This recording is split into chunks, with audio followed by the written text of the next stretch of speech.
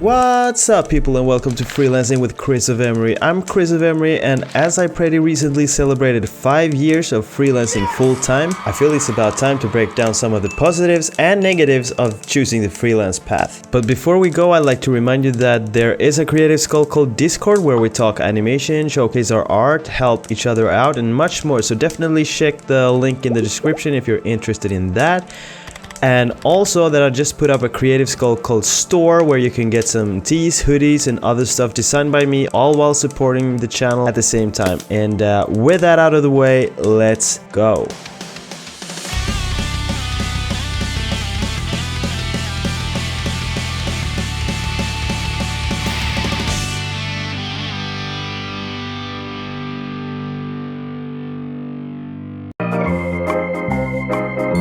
When people ask me like, hey, what's the best thing about running your own business? The first thing that comes to mind for me is the freedom aspect. Freedom to do whatever the I want with my day.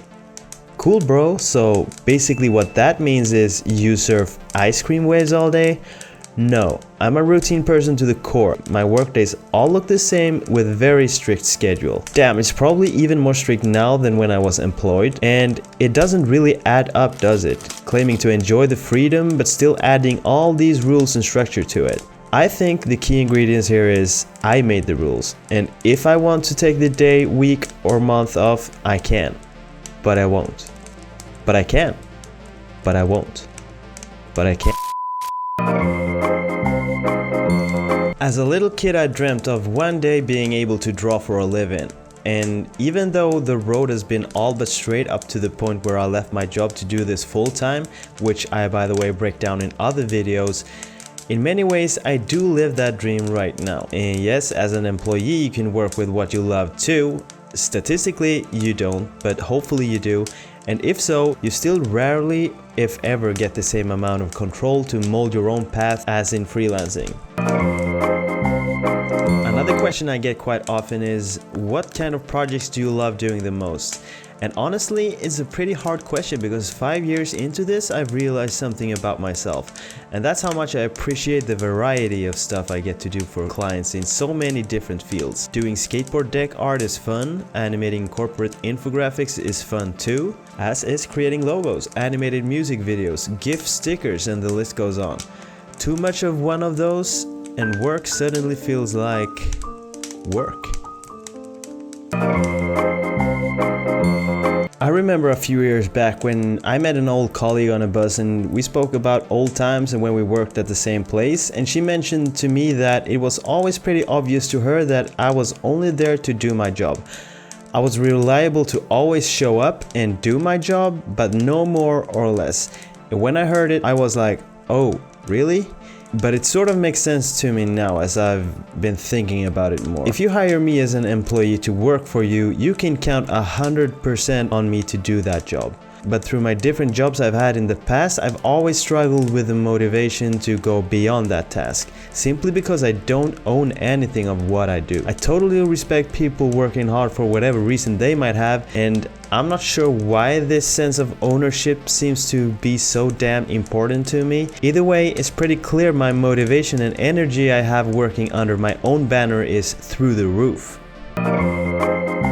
Okay, for anyone who's tried out working full-time as a freelancer, it should come as no surprise that there probably won't be much money coming your way. At least not for the first couple of years. But regardless if I'm talking about the shaky beginnings or the more stable current state of my freelance career, the fact that there is no ceiling of how much I will make next month has always added some extra excitement.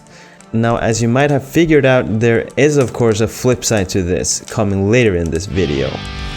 Alright, enough with the flowers and happy unicorns, let's get to the dark side of things.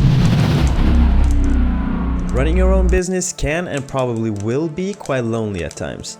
There is of course the most obvious nature of the fact that, well, you are running your own business and unless you're doing it with someone, you are handling it all by yourself. But there is also another kind of loneliness that I definitely can feel at times. It's a feeling more tied to the daily life and the fact that the world around you isn't built for everyone just to run their own show, and the people around you doesn't live the way you do and probably don't really give a about the area of expertise you've spent thousands upon thousands of hours working with, which sort of creates this distance between yourself and your surroundings where you in many ways don't relate at all. Your work obsession seems alien to your friends and family, and their Monday bad, Friday good religion seems alien to you. Banks look at your little one-man company like something that could crash any moment, and the list goes on. I feel like there's probably a video in itself just digging deeper into this subject where I will try to explain more in depth.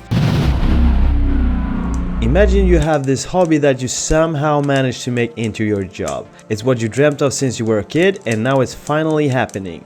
It quickly turns into a bit of an obsession that, healthy or not, definitely will go out over your life with family and friends some way or another. It's like when I'm off from work, my mind is always at least 20% occupied by something related to my company or work. And if I am the company and my hobby is my job, like, how do I switch it off?